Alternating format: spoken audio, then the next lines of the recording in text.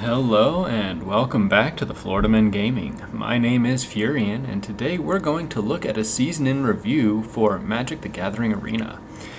But before we get started, I would like to ask that you please like this video, subscribe to the channel, leave a comment down below, let us know, what you liked if you happen to be following us this season, what you'd like to see, maybe have suggestions for the channel that you think might help improve things or that you just would find fun. We're always happy to listen to you, see what you're thinking, and see how we can, just kind of work towards a common goal of having some fun. If you're over on Rumble, go ahead and hit that Rumble button. We really love your support over there. So, we are now at the end of another season. Every 30 days, the season cycle resets and the ladder resets, getting you further back down and having to start to climb all over again. And we're going to take a quick look at, where we're at, how we did, and what we're planning for this upcoming season. So right here, we have a detailed statistical breakdown for last season. We went 58 and 50. Highest rank we achieved was Platinum 3 with 1 win away from getting into Platinum 2. Overall, we had a pretty decent streak. The best deck type that we were up against, we performed the best against Mono Black, performed somewhat decently against Mono Green. Orzhov, we actually held our own very well. Mono White, we were just above even. And then everything else, kind of has different statistics going out here. I would say in terms of matches that we played, we had the worst luck against Gruul, and mixed bag against Azorius, tending to lead towards Azorius. So let's take a look at a couple of things. Overall, we went 58 and 50. Not terrible. We're going to take a look, though, at another Magic the Gathering streamer's profile, Rich G. If you follow him on Twitter, he calls himself the unluckiest player in Magic. I believe his Twitter handle is @MythicLegendary. Could be wrong on that, but if I find it and I find that I was wrong, I'll include a link in the description. He managed to hit Mythic on the last night of the season, this season, and let's compare some numbers here. So he did it with an overall rating of 84 and 48 on his matches played, with a win rate of 64%. He had 132 matches played. Now let's compare that to what we did. We went 58 and 50.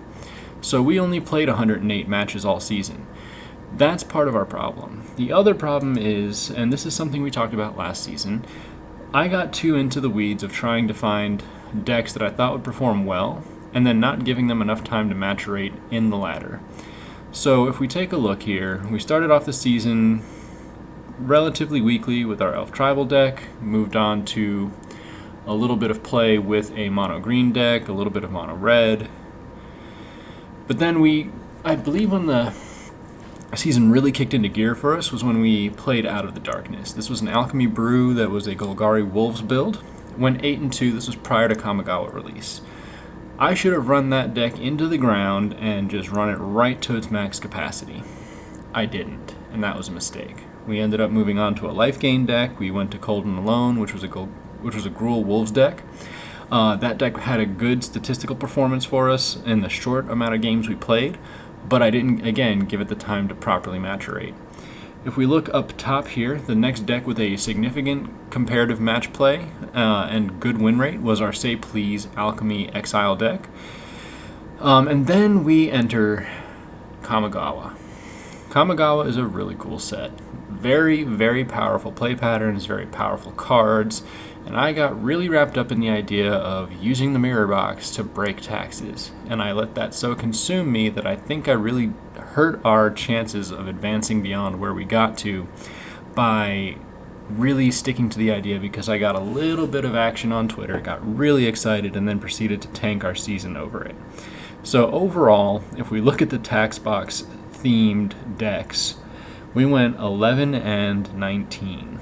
Not great. Not gonna help us move our cause forward if we're trying to advance beyond Platinum.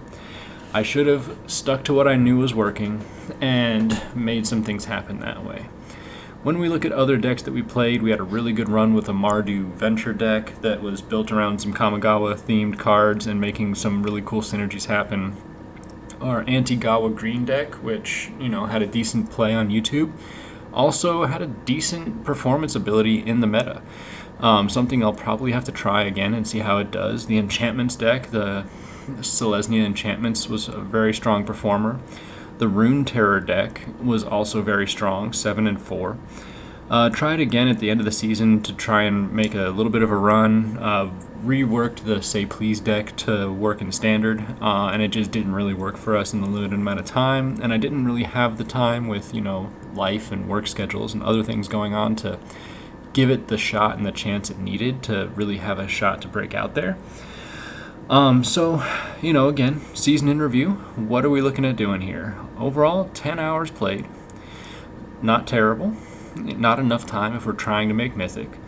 Not enough matches played, and not enough time spent really beating the brakes off of the decks that are performing for us while they're performing. We're not playing the hot hand, we're not playing the hot table, whatever the poker analogy is, or if I'm even using the right terminology, which I'm probably not.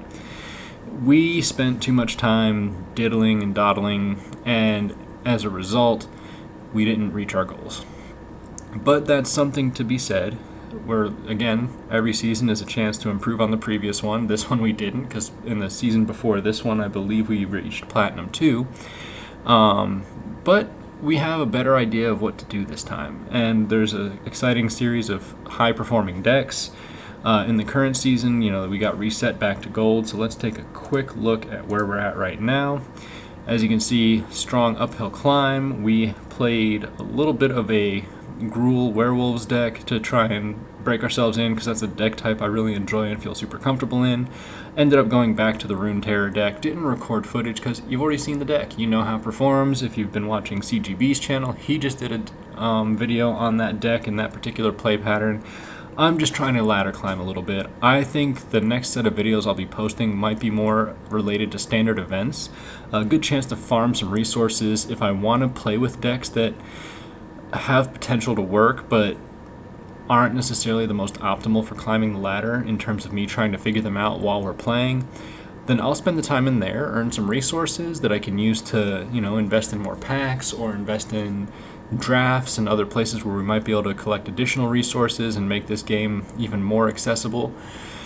And then when I have a deck that has climbed successfully, or if we hit a new benchmark or about to, then we'll feature that as part of the channel's content. Because, if I'm going to put something forward for you, I want it to be something that will help you, that you might enjoy. And again, along the journey, if you have questions, if you want to know where things are at, I'm happy to, talk about it, show it, see where we're going, and just move along from there. So that's another season, in the books, not where we wanted to be.